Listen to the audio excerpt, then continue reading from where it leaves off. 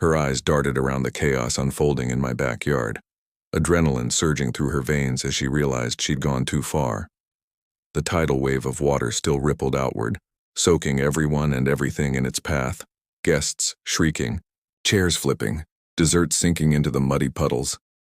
The wedding, which Karen had so smugly planned, had turned into a disaster she couldn't control. Her face twisted with fury and disbelief as she watched her meticulously staged event drown in a sudden, unstoppable flood. But I wasn't done yet. I knew exactly how to finish this.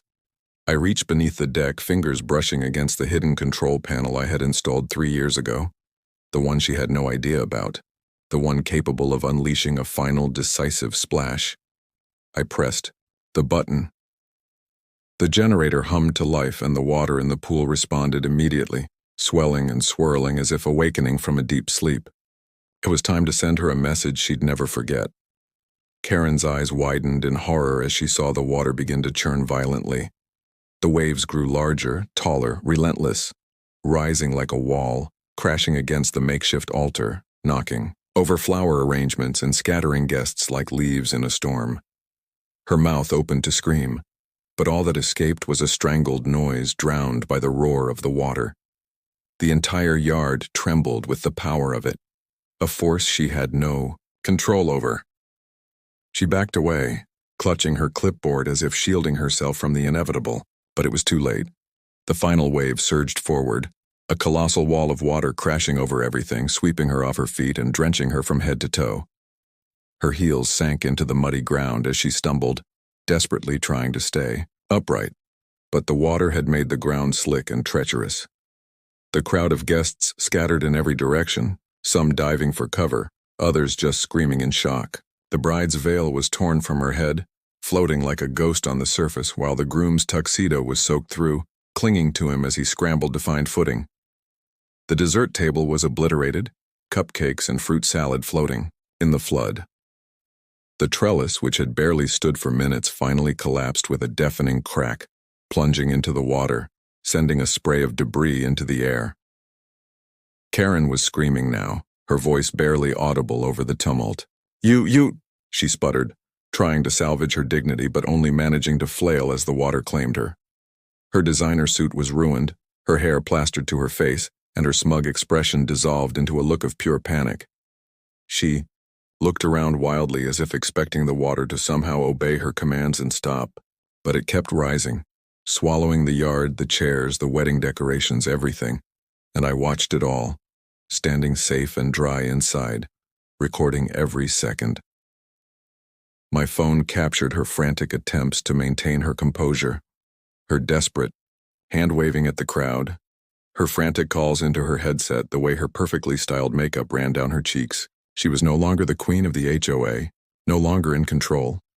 She was just a drowning woman in the middle of her own chaos. The water reached her waist, then her chest. She tried to scream again, but the storm of water and mud muffled her voice. Her face turned ghostly pale as she looked straight at me through the flood, eyes wide with shock, betrayal, and helpless rage. That was the moment I knew I had won. Not just because I'd unleashed the wave, but because I'd exposed her for what she truly was. A petty dictator, a liar, a woman so obsessed with control she'd risk everything, including her reputation and her dignity, just to dominate a neighborhood. Then suddenly the water began to recede. The generator's hum slowed, and the waves gradually settled into a gentle ripple. The yard was a swamp of mud, broken decorations, and soaked guests stumbling to their feet. Karen stood in the middle of it all, soaked and shivering, her face a mask of fury and humiliation.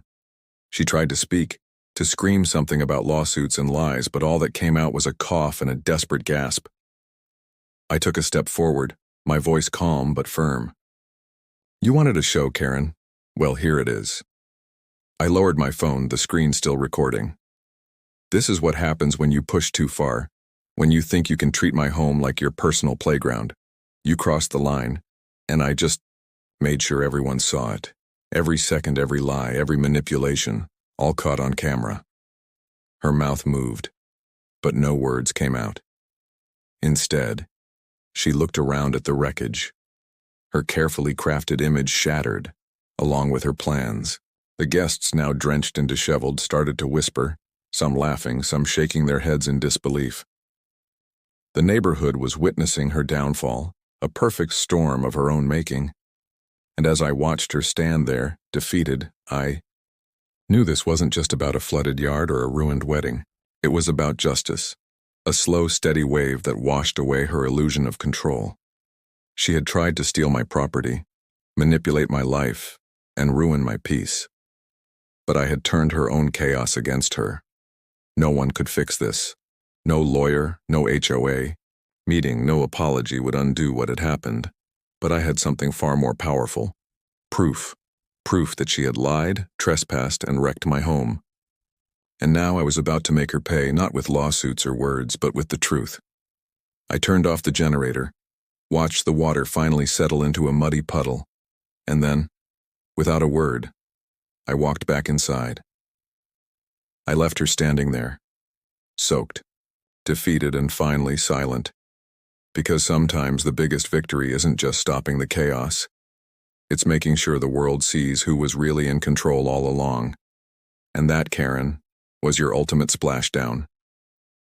The water had finally settled, leaving behind a muddy, chaos-ridden landscape of broken chairs, scattered decorations, and soaked guests stumbling in every direction. Karen was still there, her soaked suit clinging to her like a second skin, eyes wide with shock and betrayal. The camera on my phone was still recording her, capturing every moment of her humiliation. I watched her try to speak, but only a strangled gasp escaped her lips. She was defeated, drowned in her own storm, and I knew I had won. But I wasn't finished. I stepped outside, my shoes squelching in the mud, and looked directly at her. Her face was streaked with mud and tears, a stark contrast to her usual smugness. I held up my phone, the screen glowing with the footage of her orchestrating the entire disaster. Her ordering vendors, directing guests, bragging about how she was in charge. Every lie, every manipulation was now on display for everyone to see. She blinked rapidly, trying to find her voice, but all she could do was cough and sputter. Her mouth opened and closed helplessly as if she was trying to summon some last shred of dignity, but it was gone. Her empire of control, her carefully staged wedding, had been obliterated in a matter of minutes, drowned by her own arrogance and my silent, relentless plan. The guests, soaked and shivering, started to whisper among themselves. Some laughed. Others looked at her with disdain. The once pristine lawn was now a swamp, and the beautiful wedding she'd envisioned was nothing but a soggy, muddy mess. Their eyes flicked from her to me, recognizing who was truly in charge now. I took a deep breath, feeling the weight of the moment. It was more than just about a flooded yard or a ruined wedding. This was justice, raw, undeniable, and permanent. I knew I'd captured everything, the lies, the trespassing, her blatant abuse of my property, and now it was time to make her face the consequences. With slow, deliberate steps, I moved closer. My voice was calm but firm. "Karen," I said, loud enough for everyone to hear. "You thought you could do whatever you wanted here. You thought I wouldn't stop you. But look around. You're drowning in your own lies. And this," I gestured, "to the wreckage, is the price of crossing boundaries you had no right to cross." Her eyes darted wildly, searching for a way out, but she knew her empire of petty control had crumbled. She tried to speak, to argue, but her words were lost in the rising tide of reality. The crowd's murmurs grew louder, some jeering, some simply stunned at what they were witnessing. I kept recording, knowing I had everything I needed. The proof of her lies, her trespass, her reckless arrogance. I thought about the countless times she had tried to manipulate me, threaten me, or shame me into submission. But now I was the one holding the power, not with threats or legal words, but with the truth, raw and undeniable. Suddenly she looked at me with a mixture of fury and defeat. Her face drained of color as she realized her carefully crafted facade was gone forever. She tried to straighten her soaked jacket, but it only made her look more pathetic. Her mouth opened again, but no words came out, only a hollow, helpless sound. I turned away, feeling the weight lift from my shoulders. I had recorded everything, the lies, the trespassing, her desperation. I knew this footage would be my strongest weapon. No court, no HOA, no lawyer could deny what was right there on the screen. As I walked back inside my house, I felt a strange sense of relief. Justice wasn't about revenge, it was about truth. And now, the truth was out. Karen's reign of petty control had ended, drowned in her own arrogance. The storm she had summoned to dominate my yard had become her downfall, a tidal wave she couldn't outrun or outrank. Inside, I paused for a moment, staring at the screen of my phone. I resolved that this wasn't just a victory for me. It was a warning, a reminder that no matter how much someone tries to manipulate or deceive, the truth always surfaces, and when it does, it washes everything clean. And with that thought, I pressed delete on her final illusions. The storm had passed, but the repercussions were just beginning. Karen's silent, soaked figure was still vivid in my mind, a stark reminder that sometimes justice comes with a splash.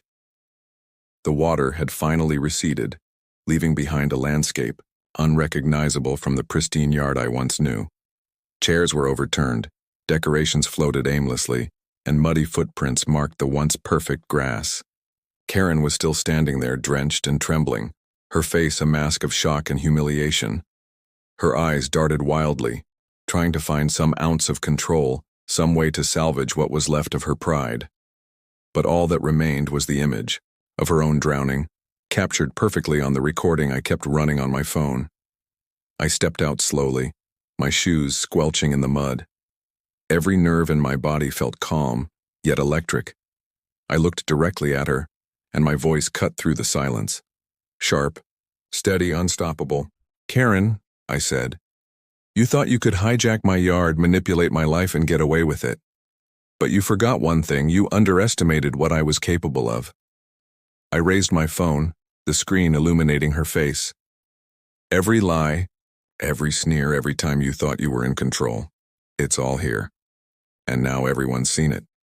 Her face twisted, a mixture of rage, shame, and pure panic. She opened her mouth to scream, but no sound came out. Instead, she stared at the footage I had captured, her directing vendors, boasting about how she was the queen of the neighborhood, and most damning of all, her own words bragging about how she'd take over my yard, make it perfect, and show everyone who's boss. Now it was clear to everyone who was really in charge, and it wasn't her. The crowd of guests, soaked and shivering, had gathered around, whispering and pointing. Some laughed, others stared in disbelief. The beautiful wedding she had carefully staged was nothing but a muddy disaster. Their faces betrayed the truth.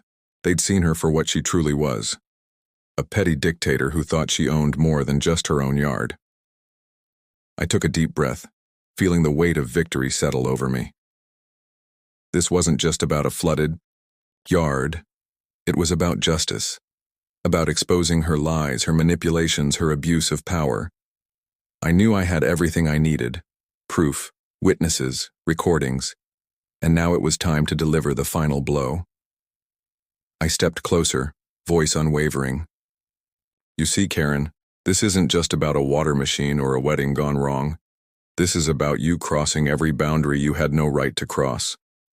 And I'm here to tell you, you can't drown the truth, not with water, not with lies, and not with your ego." Her eyes flickered with desperation. She tried to speak, but her voice cracked. Her lips moved, but no words came out, only the sound of her own defeat echoing in her ears. The crowd's murmurs grew louder, some jeering, some simply stunned at what they were witnessing. Then from the corner of my eye, I saw her hands trembling. Her entire body was shaking, not from the flood, but from the realization that her empire of petty control had crumbled beneath her. I kept recording, knowing I had her right where I wanted her. Every second, every lie, every deceit was captured, irrefutable. Finally, she looked at me with a mixture of fury and helplessness. Her face turned pale as she finally understood the magnitude of her downfall. She tried to straighten her soaked jacket, but it only made her look more broken. Her mouth opened again, but no sound escaped, only a muffled gasp of surrender. I turned away, feeling my heart lighten. I had what I needed. The footage, the witnesses, the proof. I had won. Not with threats or legal threats, but with the truth. Raw, undeniable, and forever recorded. I knew this was the end of her petty reign of terror. As I stepped back inside, I looked at her one last time. She was still standing there, drenched and defeated, a broken woman drowning in her own arrogance. Justice had been served in the only way that mattered, by exposing her for who she really was. And then, I did something I hadn't planned.